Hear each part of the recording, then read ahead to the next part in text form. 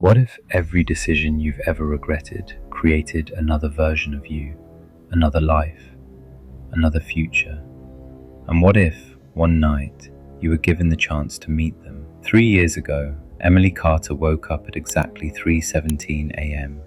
Not because of a nightmare, not because of a noise, not because of a phone call. She woke up because someone was standing beside her bed.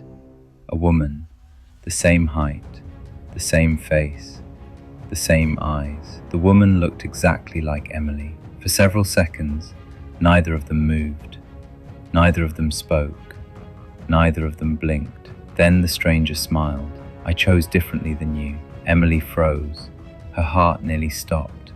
She reached for the lamp. The light turned on. The woman disappeared, gone, as if she'd never existed.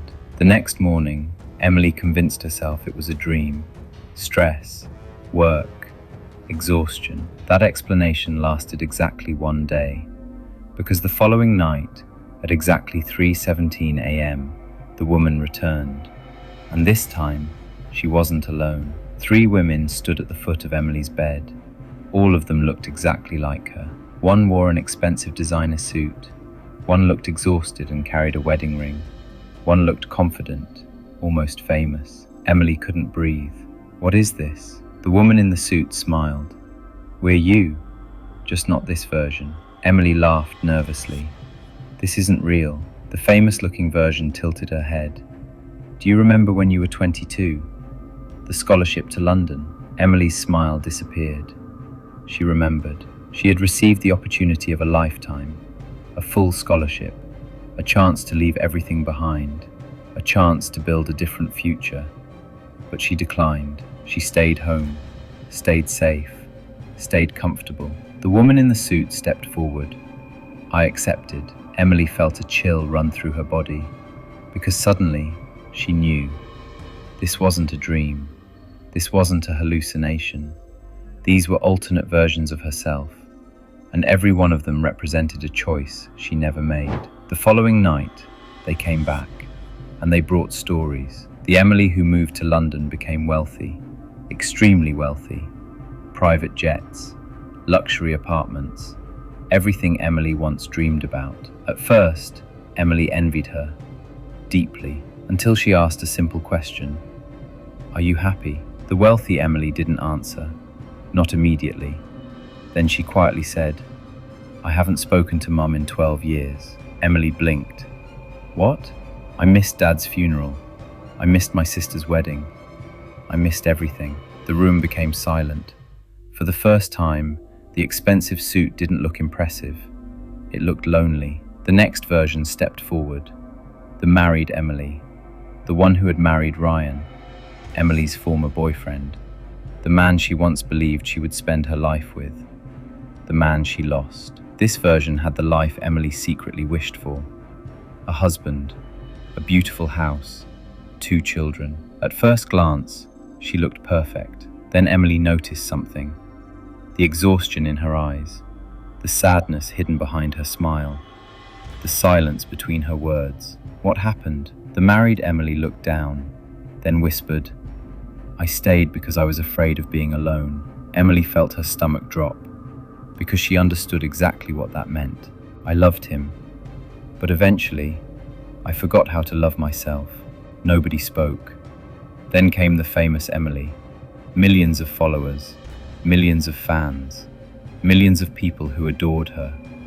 The life Emily once imagined whenever she felt invisible. But when Emily asked if she was happy, the famous version laughed. Not because it was funny, because it hurt. "I don't know anymore. People love me, but nobody knows me." And for the first time, Emily noticed something strange. Every version of herself envied another version. The rich one envied the married one. The married one envied the famous one. The famous one envied Emily. That made no sense. Emily's life was ordinary, average, forgettable. Why would they envy her? On the 7th night, only one version appeared.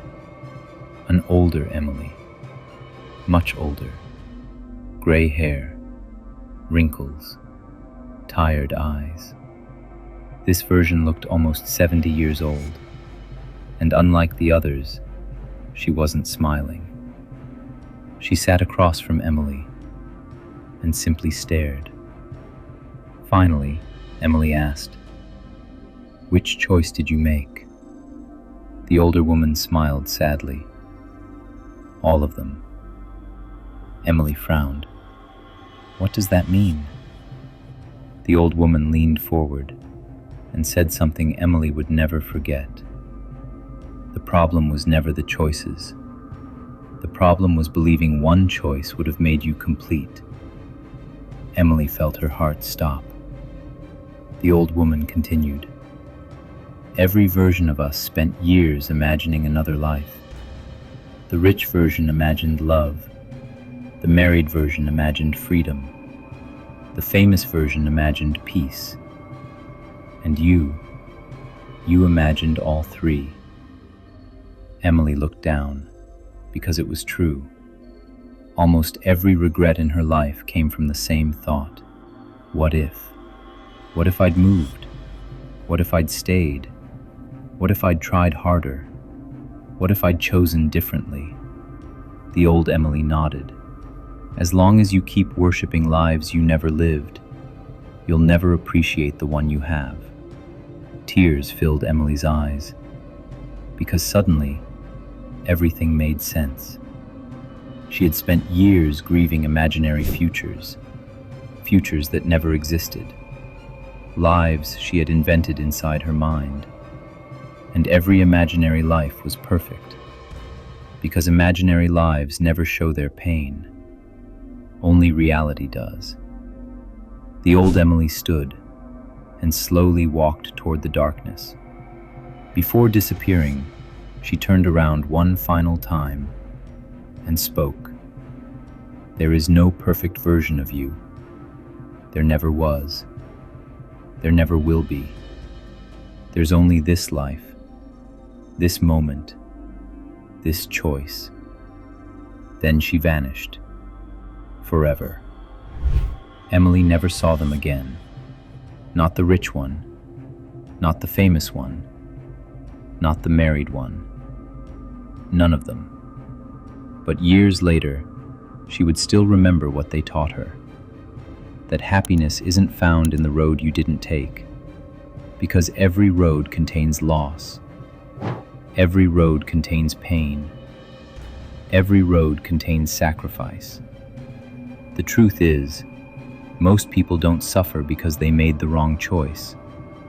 They suffer because they spend years comparing reality to a fantasy where every other version of themselves is happier, more successful, more loved, more complete.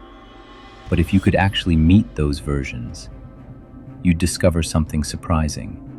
They're all looking at you, wondering what it would have been like to live your life. And maybe that's the greatest psychological trap of all. Not regret, not failure, not loss. Comparison. Because the grass isn't greener on the other side. It's greener where you stop looking over the fence